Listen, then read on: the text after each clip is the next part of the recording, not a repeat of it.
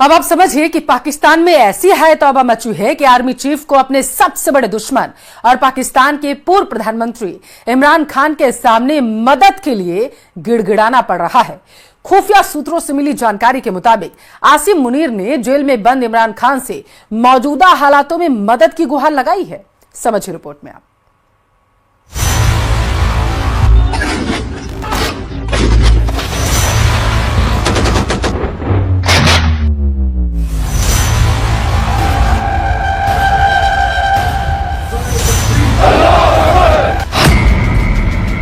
पाकिस्तान के army chief ने घुटने टेके। भारत का डर ऐसा लगे मांगने भीख। इमरान के आगे कटोरा लेकर पहुंचे मुनीर। भले ही जनरल आसिम मुनीर अपनी फौज के साथ युद्धाभ्यास करके टैंक पर चढ़कर उसका वीडियो बनाकर दुनिया को दिखाते हैं कि वो कमजोर नहीं पड़े हैं, लेकिन असलियत ये है कि पाकिस्तानी आर्मी के चीफ को खौफ है कि अगर जंग छिड़ गई तो मुकाबला कैसे करेंगे।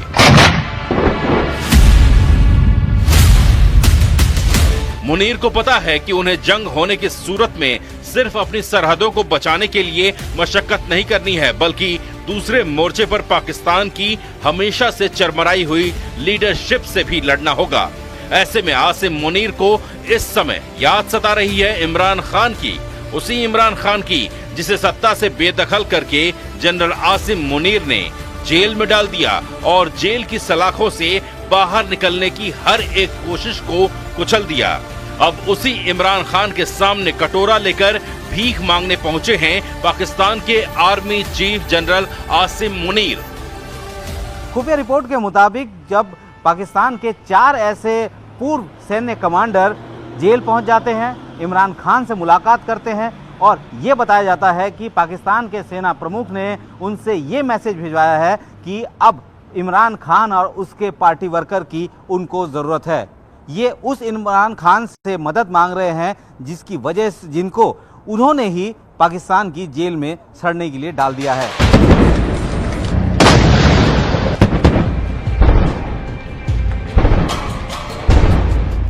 पाकिस्तान के पूर्व प्रधानमंत्री इमरान खान और जनरल आसिम मुनीर की दुश्मनी जग जाहिर है। 2019 में जब इमरान ने आसिम मुनीर को डीजी आईएसआई की पद से कार्यकाल खत्म होने से पहले हटा दिया, तब से ये रंजिश खुलकर सामने आ गई थी। वजह थी इमरान की पत्नी के भ्रष्टाचार के सबूत। बदले में इमरान ने भी जनरल पर भ्रष्टाचार के आरोप लगाए। जब इमरान खान की पत्नी के कुछ ऐसे जो सबूत जनरल मुनीर ने पेश किए थे, उसके बाद से रिफ्ट बढ़ रहा था। जनरल मुनीर ही इकलौते ऐसे सेना प्रमुख है जो कि डीजी आईएसआई के पद पे भी रहे, लेकिन उन्हें कार्यकाल पूरा करने ही नहीं दिया गया। डीजी के ऊपर तो बाकायदा इस बात का भी आरोप था कि उन्होंने 90 करोड़ रुपए की उगाही ली थी और इमरान खान को बाकायदा उसके बारे में लेटर लिख के जानकारी दी गई थी। अब जनरल आसिम मुनीर ने उसी इमरान खान से मदद मांगी है और इसके लिए खुफिया रिपोर्ट के मुताबिक कुछ दिनों पहले पाकिस्तान की जेल में बंद इमरान से मिलने 4 रिटायर्ड सैन्य कमांडर पहुंचे। ये मुलाकात अचानक नहीं थी, बल्कि सेना प्रमुख की तरफ से भेजा गया सुलह का पैगाम था। इमरान खान इस वक्त रावलपिंडी जेल में बंद हैं। अल कादिर ट्रस्ट घोटाले में उन्हें 14 साल की सजा हुई है, लेकिन इसके पहले भी एक एक करके कई मुकदमे, सजाएं और गिरफ्तारियां होती रहीं। कभी बेल मिलती तो नई एफआईआर फिर से जेल पहुंचा देती।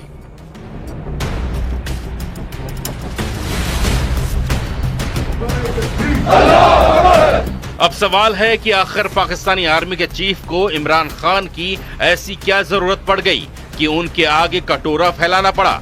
एक दुश्मन के आगे घुटने टेक कर नाक रगड़ना पड़ रहा है, जबकि कई दिनों तक पाताल में घुसे हुए आसिम मुनीर ने 2 दिन पहले ही अपनी शक्ल किसी सार्वजनिक कार्यक्रम में दिखाई और बाकायदा उसका वीडियो बनाकर पब्लिश भी किया।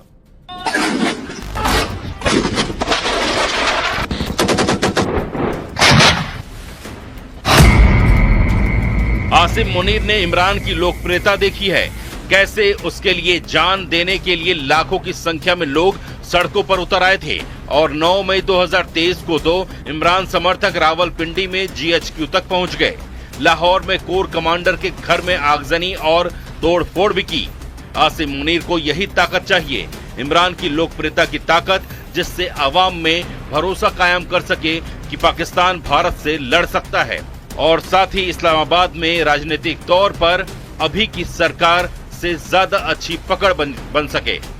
इमरान खान की पार्टी है, उसका कहर उन्होंने देखा है कि किस तरीके से PTI समर्थक सेना के मुख्यालय में घुस गए, तोड़फोड़ कर दी।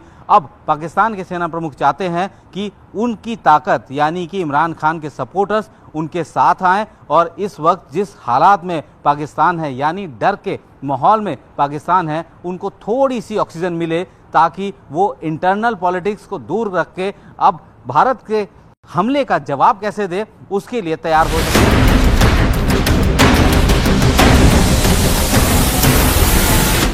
एक तरह से देखा जाए तो आसिम मुनीर ने एक बार फिर पाकिस्तान में तख्ता पलट करने की तैयारी कर ली है और इसके लिए जेल में बंद इमरान खान तक पैगाम भी पहुंच चुका है।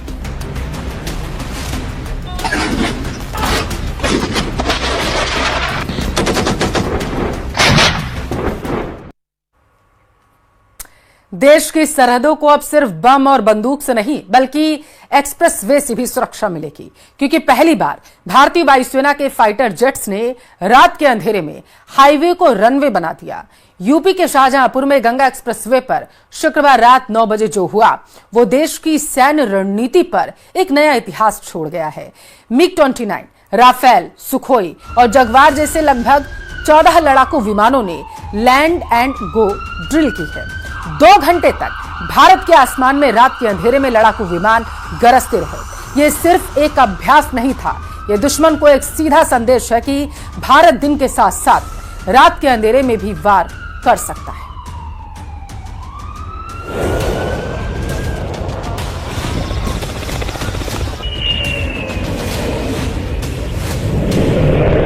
पाकिस्तान से जारी तनातनी के बीच भारतीय वायुसेना ने उत्तर प्रदेश के शाहजहांपुर में गंगा एक्सप्रेसवे पर फाइटर जेट और हेलीकॉप्टरों की लैंडिंग का अभ्यास किया।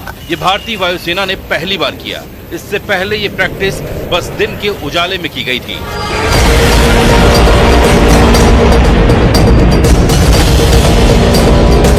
लेकिन गंगा एक्सप्रेसवे पर बनाई गई एयर स्ट्रिप को खास तौर पर रात में विमानों की लैंडिंग के लिए तैयार किया जाना था और भारतीय वायुसेना ने रात में वहां विमानों का टच डाउन करवाकर अपनी उस तैयारी को परखा, जिससे पाकिस्तान की सेना की सांसें अटक गईं। रात के अंधेरे में बादलों को चीरते हुए सुखोई और मिराज जैसे लड़ाकू विमान गंगा एक्सप्रेसवे की तरफ उतरते नजर आए।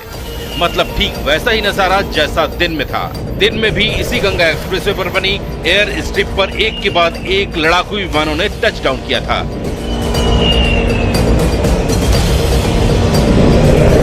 मतलब पाकिस्तान को यह साफ संदेश था कि दिन हो या रात, उजाला हो या अंधेरा, भारतीय वायुसेना की ताकत पर कोई असर नहीं पड़ने वाला।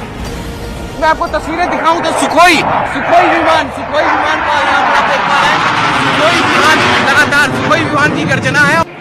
शाहजहांपुर से गुजरने वाले गंगा एक्सप्रेसवे पर करीब 3.5 किलोमीटर की एयर स्ट्रिप तैयार की गई है। मतलब एक्सप्रेसवे पर एक ऐसी पट्टी बनाई गई है जिस पर लड़ाकू विमान समेत बड़े हवाई जहाज उड़ान भी भर सकेंगे और लैंड भी कर सकेंगे। इसी की प्रैक्टिस की गई। राफेल, सुखोई 30, जगवार, MiG-29 और मिराज 2000 शामिल थे। ट्रांसपोर्ट में C-130J, सुपर हरकुलिस, AN-32 और Mi-17V5 हेलीकॉप्टर की लैंडिंग हुई है। एक्सप्रेसवे पर राफाल और सुखोई जैसे विमानों का टचडाउन करवाकर भारतीय वायुसेना ने अपनी ताकत साबित कर दी। इससे पाकिस्तान को सीधा संदेश देने की कोशिश की गई कि अगर जंग की नौबत आई तो भारतीय वायुसेना के विमान किसी भी शहर से उड़कर उसका काम तमाम कर सकते हैं। इसी की प्रैक्टिस शाहजहांपुर में की गई। गंगा एक्सप्रेसवे पर बनाई गई ये एयर स्ट्रिप करीब 3.5 किलोमीटर लंबी है, जिस पर आधुनिक विमानों को लैंड कराया जा सकता है।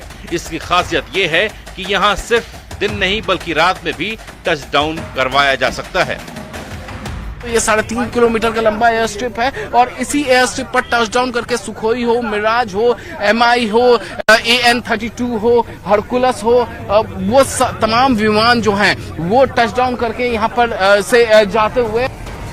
एक्सप्रेसवे पर लगातार बनाई जा रही इस तरह की एयर स्ट्रिपों से विमानों के लिए एयर बेस से उड़ान भरने की मजबूरी खत्म हो जाएगी। मतलब पाकिस्तान भारतीय वायुसेना के एयर बेसों पर नजरें गड़ाकर बैठा रह जाएगा और वायुसेना के विमान सड़कों से उड़ान भर के ही उस पर धावा बोल देंगे।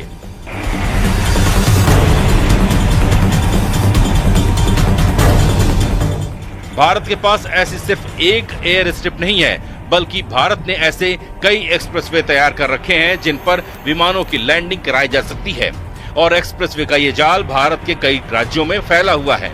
भारतीय वायुसेना केंद्रीय सड़क और परिवहन मंत्रालय के साथ मिलकर देश भर में ऐसी कुल 28 एयर स्ट्रिप बनाने की तैयारी में लगी हुई है, जिनमें कई तो बनकर तैयार हो चुकी हैं और कई की टेस्टिंग भी की जा चुकी है।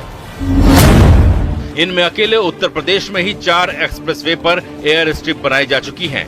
वहीं चीन के खतरे को देखते हुए असम में भी 5 एयर स्ट्रिप बनाई जा रही हैं। यूपी के अलावा राजस्थान और ओडिशा में भी एक एयर स्ट्रिप की टेस्टिंग की जा चुकी है। एयर स्ट्रिप का महत्व इमरजेंसी या युद्ध काल के दौरान भारतीय वायुसेना के लिए वैकल्पिक रनवे स्थापित करके भारत की रक्षा तत्परता को मजबूत करना है।